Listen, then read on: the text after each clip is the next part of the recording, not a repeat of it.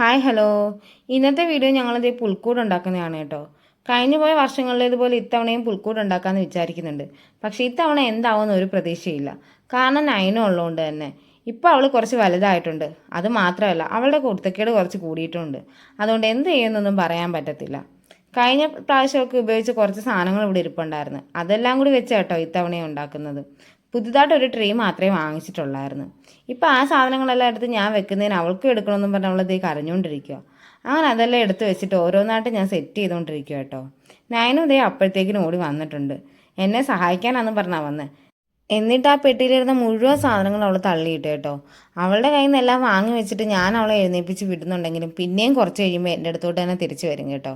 ഇത് ഞങ്ങൾ ഇപ്രാവശ്യം വാങ്ങിയൊരു ട്രീ കേട്ടോ. ചെറിയൊരു ട്രീയാണ് വാങ്ങിയത്.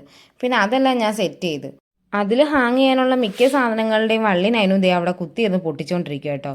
അങ്ങനെ ഞാൻ അതിനകത്തുള്ളതൊക്കെ ഹാങ് ചെയ്യാമെന്ന് വിചാരിച്ചപ്പോൾ ഞാനും വരുന്ന അമ്മയെന്നും പറഞ്ഞ് അവൾക്കും ചെയ്യണമെന്നും പറഞ്ഞ് പിന്നെയും വഴക്കായി.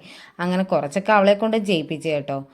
ട്രീയുടെ ഡെക്കറേഷനൊക്കെ കഴിഞ്ഞപ്പോഴത്തേക്കിന് ശരിക്കും പറഞ്ഞാൽ രാത്രി ആയിട്ടുണ്ടായിരുന്നു. അപ്പോഴത്തേക്കിന് പിന്നെ ഏട്ടൻ വന്നിട്ട് എനിക്കൊരു ലൈറ്റൊക്കെ സെറ്റ് ചെയ്ത് തന്നു തൽക്കാലത്തേക്ക് കേട്ടോ. അതെല്ലാം കഴിഞ്ഞ് എൻ്റെ പണിയെല്ലാം കഴിഞ്ഞപ്പോഴത്തേക്കിന് ഏട്ടൻ വന്നിട്ടുണ്ടായിരുന്നു ലൈറ്റെല്ലാം സെറ്റ് ചെയ്യാൻ വേണ്ടിയിട്ട്.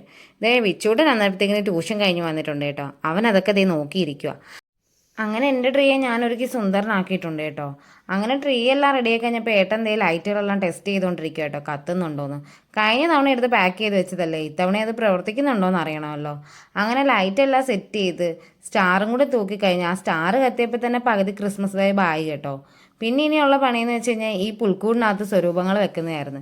നയനും ആണെങ്കിൽ അപ്പോഴും ഓടി വന്ന് ഞാൻ വെക്കാം അമ്മയെന്ന് പറഞ്ഞ്. അവൾ ഓരോന്നെടുത്ത് വെക്കുന്നുണ്ടെങ്കിൽ അത് തന്നെ പിന്നെയും പുൽക്കൂടിയിൽ നിന്ന് തിരിച്ചെടുത്തോണ്ടും കൂടി ഇരിക്കുമായിരുന്നു കേട്ടോ.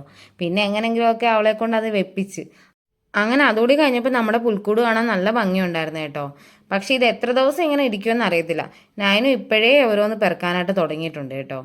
അങ്ങനെ ഞങ്ങളുടെ പുൽക്കൂട് റെഡി ആയിട്ടുണ്ട്. ഇത്തവണത്തെ ഞങ്ങളുടെ ക്രിസ്മസ് ഇവിടെ തുടങ്ങുകയാണ് കേട്ടോ.